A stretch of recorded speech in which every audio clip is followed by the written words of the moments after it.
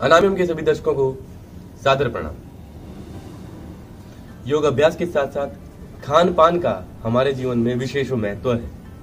अब जबकि सर्दियां आ गई हैं तो हमें क्या ऐसी चीज का सेवन करना चाहिए जो हमारे शरीर को संपूर्ण पोषक तत्व प्रदान करे और सर्दी और बीमारियों से लड़ने में मदद करे। तो आज मैं आपको एक ऐसी रेसिपी बताऊंगा जो आपके लिए अत्यंत लाभदायक साबित होगी। चना और गोंद के लड्डू।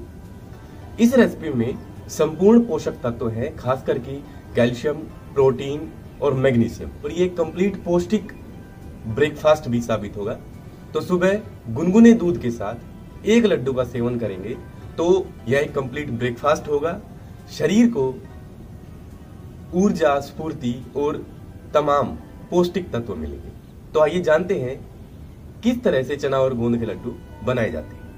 2 किलोग्राम चने के लिए मैंने 2 किलोग्राम शुद्ध देसी घी, 250 ग्राम काजू, 250 ग्राम बादाम, 50 ग्राम मगज, 200 ग्राम तिल, 250 ग्राम किशमिश, 250 ग्राम मखाना, 200 ग्राम नारियल बुरादा, 250 ग्राम गोंद और 2 किलो खांड ली है। ये सब लेंगे हम 2 किलोग्राम भुने हुए चने के लिए। सबसे पहले मैंने भुने हुए चने के छिलकों को उतार लिया है, लेकिन इसको पूरी तरह नहीं उतारा है। जो चिपका हुआ है वो साथ में रहने दिया है, ऊपर वाला हिस्सा उतार लिया है। इसके बाद चने को मिक्सी में ग्राइंड कर लिया है। इसको मैंने बहुत ज़्यादा नहीं पीसा है, थोड़ा हल्का दरदरा रखा है ताकि खाने में स्वाद और ज़्यादा बढ़ जाए। ज़्यादा पतला करने पर वो तालू पर चिपकता है और टेस्ट में भी फर्क आ जाता है। अब एक पैन में 5-7 मिनट के लिए हम तिल को भून लेंगे। तिल भूनने के बाद लो फ्लेम पर नारियल बुरादा को भून लेंगे। ध्यान रहे कि ये जल ना जाए। अब तिल और नारियल बुरादा को अच्छी तरह से मिक्स करके एक साइड में रख देंगे। अब एक पैन में 2 बड़े चम्मच घी डालेंगे और गोंद को अच्छी तरह से डीप फ्राई कर लेंगे। ध्यान रहे कि गोंद अच्छी तरह से फ्राई हो जाए। यदि गोंद अच्छी तरह से फ्राई नहीं होगा तो उसमें थोड़ी सी हार्डनेस रहती है। जब गोंद अच्छी तरह से फ्राई हो जाता है तो वो फूल जाता है और फूलने के बाद वो बड़ा ही क्रिस्पी हो जाता है और आसानी से यदि हम हाथ से उसको फोड़ना चाहें तो वो आसानी से हाथ से भी फूट जाता है। तो इस चीज़ का हमें बहुत ध्यान रखना है कि गोंद को अच्छी तरह से थोड़ा थोड़ा करके उसको डीप फ्राई करें। ये अब हमारा गोंद अच्छी तरह से फ्राई हो चुका है। इसका कलर भी रेडिश हो चुका है। इसको अच्छे से एक बार हाथ से फोड़ के देख लें कि अच्छी तरह से फूट रहा है या नहीं। ध्यान रखिए कि गोंद काफ़ी गर्म होता है, तो उसको जब हाथ से छुएंगे फोड़ने के लिए तो थोड़ा सा ध्यान रखें इस चीज़ का। अब इसको अलग से एक बर्तन में निकाल लेंगे और इसी तरह से सारा गोंद हमें थोड़ा थोड़ा करके डीप फ्राई कर लेना है। गोंद को जलाएं नहीं, वरना टेस्ट कड़वा हो जाता है। फिर आप एक भारी बर्तन की मदद से गोंद को इस तरह से अच्छी तरह से फोड़ लें। इसके बाद हम सभी ड्राई फ्रूट्स को बारी बारी से अलग अलग करके अच्छी तरह से डीप फ्राई कर लेंगे। ताल मखाना डीप फ्राई नहीं किए जाते हैं।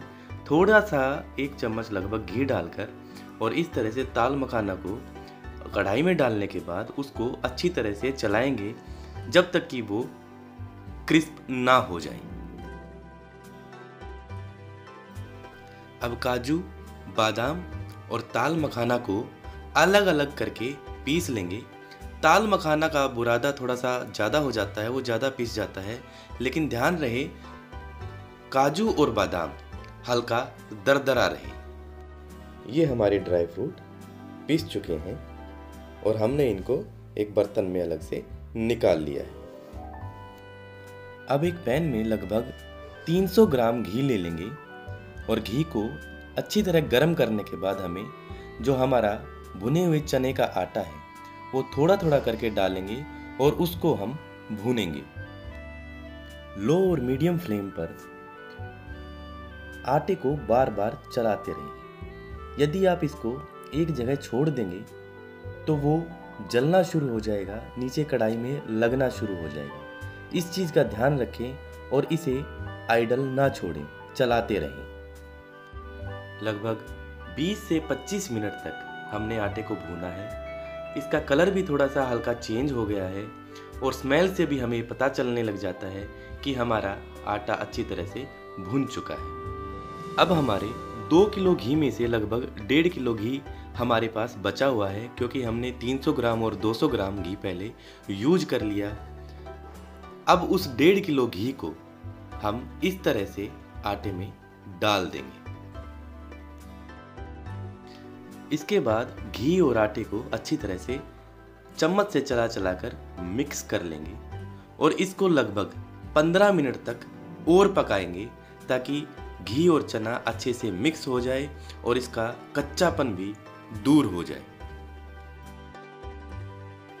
15 मिनट बाद हम इसमें ड्राई फ्रूट जो हमने ग्राइंड कर लिए थे, वो ड्राई फ्रूट तिल और नारियल का बूरा था, हम इस मिक्सचर में मिला देंगे। गोंद को हम अभी नहीं मिलाएंगे, उसको हम लास्ट में मिलाएंगे। ये ड्राई फ्रूट मिलाने के बाद इसको अच्छी तरह से एक बार फिर से मिक्स कर लेंगे और 5-7 मिनट के लिए गैस को ऑन रखेंगे। शुरू में घी डालने के बाद आटा जिस तरह से पतला दिख रहा था, ये ड्राई फ्रूट्स डालने के बाद इसकी कंसिस्टेंसी थोड़ी सी थिक हो जाती है। अब हम गैस को बंद कर देंगे। ध्यान रहे कि इस मिक्सिंग के दौरान गैस कभी भी हाई फ्लेम पर ना रहे। लगभग आधे घंटे बाद जब हमारा मिक्सचर अच्छी तरह से ठंडा हो जाए, तब इसमें हमें 2 किलो खांड और हमारा जो फोड़ा हुआ गोंद था, वो हम अच्छी तरह से हाथ से मिक्स कर लेंगे। ध्यान रहे कि हमारा मिक्सचर गर्म ना हो। यदि गर्म होगा तो खांड पानी छोड़ देगी और आपका ये मिक्सचर बिल्कुल गीला हो जाएगा, लड्डू बांधने में परेशानी आएगी। अब हम लड्डू बांधना शुरू करते हैं। हल्के हाथ से लड्डू बनाने चाहिए। यदि लड्डुओं को ज़्यादा जोर से दबा दबा कर दोनों हाथों से अगर बनाएंगे तो लड्डू सख्त हो जाएंगे, और लड्डू को हल्के हाथ से इस तरह से अगर बांधेंगे तो लड्डू सॉफ्ट रहेंगे। तो ये आप पर डिपेंड करता है कि आपको लड्डू थोड़े हार्ड बनाने हैं या सॉफ्ट बनाने हैं। अब चना और गोंद के लड्डू बनकर तैयार हैं। तो सर्दियों में ये इम्यूनिटी का खजाना खाइए, परिवार को खिलाइए और इम्यूनिटी बनाइए। तो आइए अब जान लेते हैं किन लोगों को इन लड्डुओं का सेवन नहीं करना चाहिए। अब जबकि इसमें फैट और शुगर का हम इस्तेमाल ज्यादा करते हैं, इसलिए वो लोग जिन्हें कोलेस्ट्रॉल की प्रॉब्लम है, जिन्हें हाई ब्लड प्रेशर की दिक्कत है और जो लोग डायबिटीज से सफर कर रहे हैं, उन लोगों को इन लड्डुओं का सेवन नहीं करना चाहिए। 15 साल से कम उम्र के बच्चों को गोंद का सेवन नहीं करना चाहिए। बच्चों के खाने के लिए आप लड्डू बनाना चाहते हैं तो उसमें गोंद का इस्तेमाल ना करें। तो आशा है ये रेसिपी आपको पसंद आई होगी। आने वाली वीडियोस में आपसे फिर मिलता हूं, तब तक के लिए सादर प्रणाम। आरोग्यवान भवतु।